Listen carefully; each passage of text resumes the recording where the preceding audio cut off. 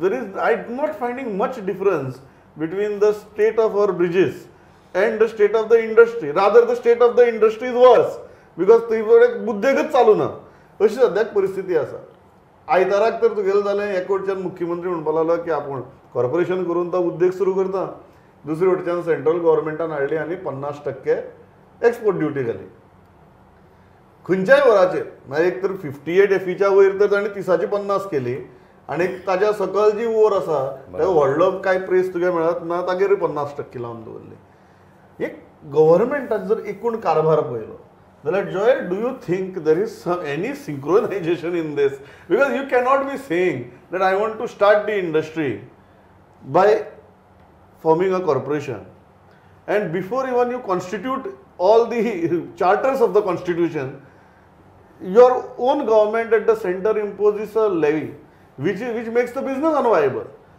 So what is happening in your opinion? I don't see any logic into this argument which the government is trying one side to start mining and saying आम्ही mining कमीच करतले दुसरे करतले आणि एके साइडीन you are 50% levy and you are just finishing them completely. Major mining business is through export, everybody knows. If you are trying to cap that and cut it off, then ani त्यांच्या businesses उरला कितें? There is no point in getting into mining, and there will be a lot of repercussions, after effects of this decision. You know, there even people who are dependent on mining will transport, they will feel the effect of it. Yeah. कारण मागे दिसता मुख्यमंत्री जेन्ना निर्मला सीतारामनाक मेळ्ळे तेन्ना ताणी जे representation दिलां आनी ताजे उपरांत ताणी जो प्रेस नोट इश्यू केला तातूंत एक इंटरेस्टिंग लायन आशिल्ली which is related to what the notification said. नोटिफिकेशनान सांगलें की स्टिलाच्या उत्पादना खातीर आमी एक्सपोर्ट सद्याक ही लेवी घालतात to discourage the export. That is what it means. आनी गोंयचे ओर जें आसा तें तुगेलें स्टिला खातीर यूजच जायना. सो हो जो विरोधाभास आसा हो विरोधाभास आज मेरेन 2012 सावन 2022 मेरेन 10 वर्सां जालीं हो प्रत्येक गजाली भितर मायनिंगाच्या बाबतींत हो विरोधाभास दिसलो ना.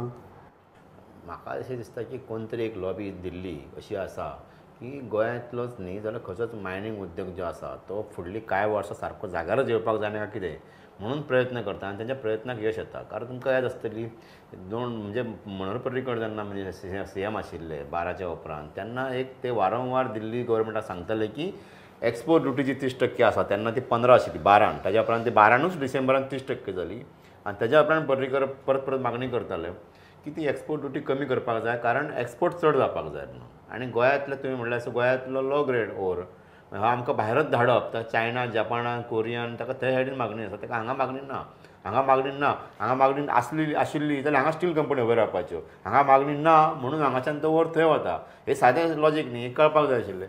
पूण आतां जे तेणी वाडयलां तें दिसता की स्टील लॉबी मागणी करताली की हांकां एक्सपोर्ट ड्युटी जर वाडयली जाल्यार हो माल सगळो भितर उरतलो म्हणून. सो म्हाका दिसता वल्या वांगडा सुक्या वांगडा वळे जळपाचे हे प्रकार हो घडलेलो आसा आनी हो आनी कोणाक तरी टार्गेट केल्लो हें आतां गोंयाकूय लागू जाला देशांतल्या सगळ्याच ओराक लागू जाला. एक्सपोर्ट हेतूंतल्यान जवळ जवळ संपुश्टांत येतलो कारण कोणच मनीस कर्नाटकान गोंयान किंवा ओडिशान खणटलो आनी भायर चायनाक धाडटलो इतके एक्सपोर्ट ड्युटी हे जावंच शकना. हो जवळ जवळ बिझनेस सोंपोवपाचेर तरी हे जाला किंवा एक ठरावीक लोकांक तो हातान घेवपाचो आसा. एक लॉबी आसतली जी स्टील लॉबी आसूं येता